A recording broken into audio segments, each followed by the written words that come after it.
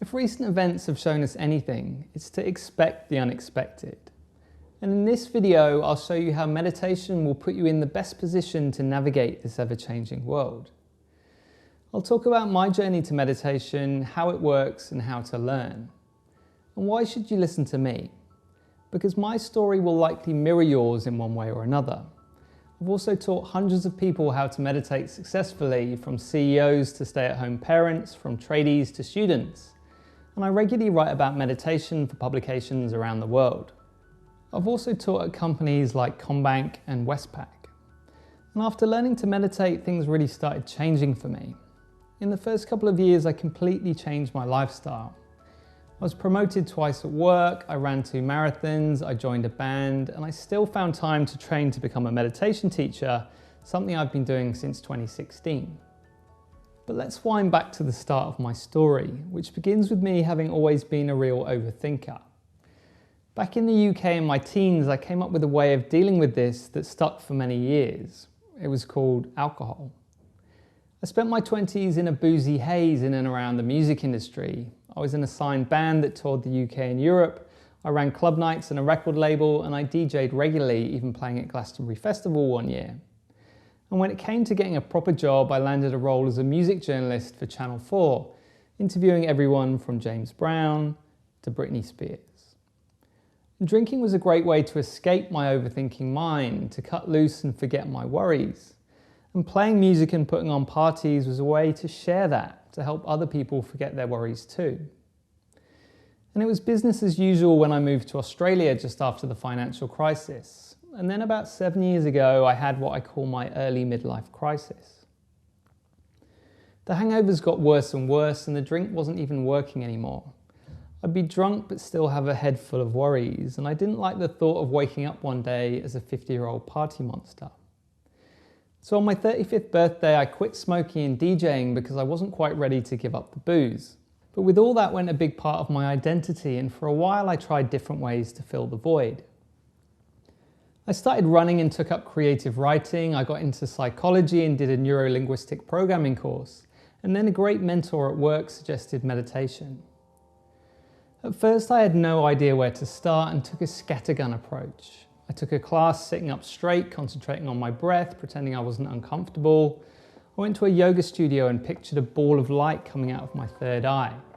And I tried a compassion meditation where I filled my heart with love for my cat, and then sent it to myself and then to my enemies. And I felt like I got benefit from most of these, but I didn't love any of them, and I didn't make a lasting habit out of any of them. And then about 6 years ago, I found Vedic meditation, and it felt good right away. I really connected with my teacher Tim the first time I met him. He wasn't kooky and he didn't spout a load of spiritual nonsense. He was just a down-to-earth bloke who used to drink beer and play rugby. And I knew he'd be able to relate to my experiences. In the first session, he gave me a mantra, which is a word or sound with no meaning that we repeat silently in our heads. You think it gently and it quietens the mind. And straight away, this seemed like a lot easier than the other techniques I'd been using. Rather than sitting up straight and pretending my back wasn't hurting, here I leaned back like I was reading or watching TV. And it had been a struggle to focus on my breath with mindfulness, but because the mantra is a word, it already spoke the same language as my thoughts and was much more like a straight swap. The mantra works by leading the mind inwards to a place of stillness. It's designed to be charming to the mind, and the mind naturally follows charm. It's like in my partying days when I'd walk into a club, there would be music coming from different rooms and I'd naturally be drawn to the music I preferred, usually in the back room. I followed my natural preference, which is how the mantra works. I learned that you don't focus on the mantra, but rather bring a gentle awareness to it. And in mindfulness, I'd get annoyed when I caught myself thinking, but in Vedic, I learned that thoughts are welcome because that's how the mind unwinds stresses.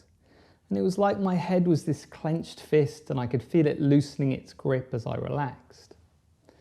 And I learned that one of the reasons I found the other types of meditation hard was that they weren't designed for people like me. Many are designed for monks. And the Headspace guy was a monk for a decade before creating their app. But this technique was designed for people like me, what we call householders. People with jobs and relationships who don't have hours a day to dedicate to this. And I learned that there are 3 regular states of consciousness, and you would have experienced them for yourself in the last 24 hours. Sleep, dreaming, and waking. But through meditation, I learned to access a 4th state, a state beyond thought where I was awake but with no thoughts going through my head. A state that studies suggest has greater brain coherence. I learned how to connect with what we call the being state, and it's like you're plugging into the mainframe of the universe, accessing a deeper layer of unity that underlies everything. The more you access this state, the less separation you see in the world and the more connection you feel. And on day 3 of the course, I literally skipped down the street, and I'm not a skipping kind of guy. It felt like I was opening myself up to all these new possibilities and tapping into something bigger than myself. So what are the benefits? Let me describe a day in the life. So after getting up, I sit on the couch for 20 minutes and it's often full of thoughts. To-do lists, something from the news, random thoughts. And I see my mind as being like my Chrome browser. I've still got tabs left open from the day before, plus all these new to-dos. Say I've got a big presentation that day, I've got tabs open about what I'll say, whether I'll be funny, what the room will be like. And when I realize I'm thinking about these things, I go back to the mantra and it's like I'm closing those tabs. They'll no longer be sitting in my subconscious taking up processing power. I'm then better able to focus all morning and I'll be less nervous in my presentation. The sensations I used to feel as nerves are now more like anticipation or excitement. By late afternoon, I'm flagging and I'll meditate again, and this time it will usually be deeper. Rather than closing tabs, this one's more like a whole system restart. Afterwards, I get a second wind, and rather than vegging out, I've got more energy to work on my business or whatever my hobby of the moment is. And it's like it gives me more time in the day, not less. And now let me tell you about some of my students' experiences. Take Ben, who thought he wouldn't be able to fit it in with his busy job as a managing director and having young kids. But he made the time to learn, and now he wouldn't miss it for the world. He messaged me just the other day to say he couldn't thank me enough for giving him the gift of meditation.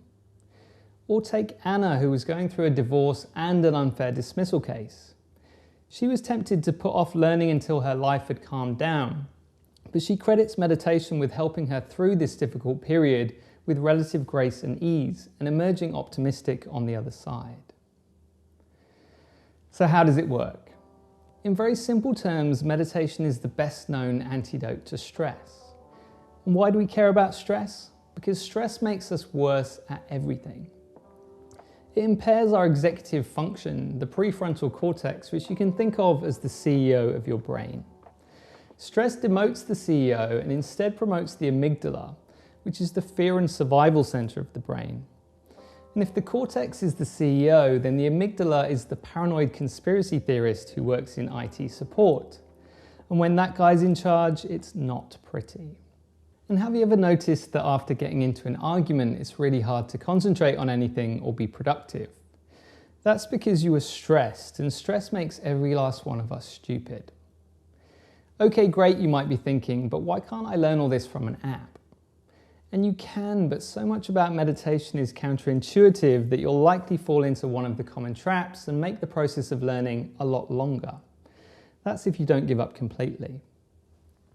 Contrary to popular belief, meditation isn't about clearing your mind of thoughts. It's not about concentrating or focusing, and you can't control your mind at will. If I tell you not to think of a neon yellow cat, you're going to think of a neon yellow cat. So what's the process? The course is taught in 4 90-minute sessions over 4 days, out of office hours and in person. This is a technique that can only be taught in person. And in the first session, I perform a short gratitude ceremony thanking the teachers who came before me, and I give you your mantra. Students bring offerings of fruit and flowers, and I sing Sanskrit verses for 5 minutes. And I used to feel really self-conscious doing this part.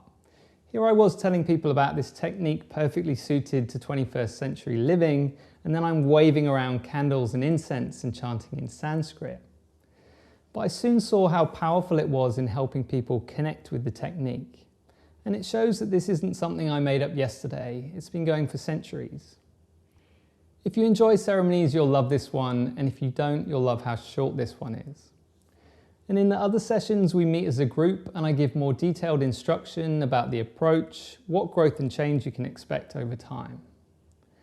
And after the 4 sessions, you'll be a self-sufficient meditator. And then there's ongoing support and check-in sessions and optional weekly group meditations.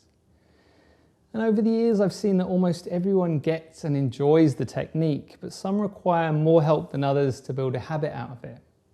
And this is how I'm different from a lot of other teachers. I check in on ongoing progress for at least the first couple of years.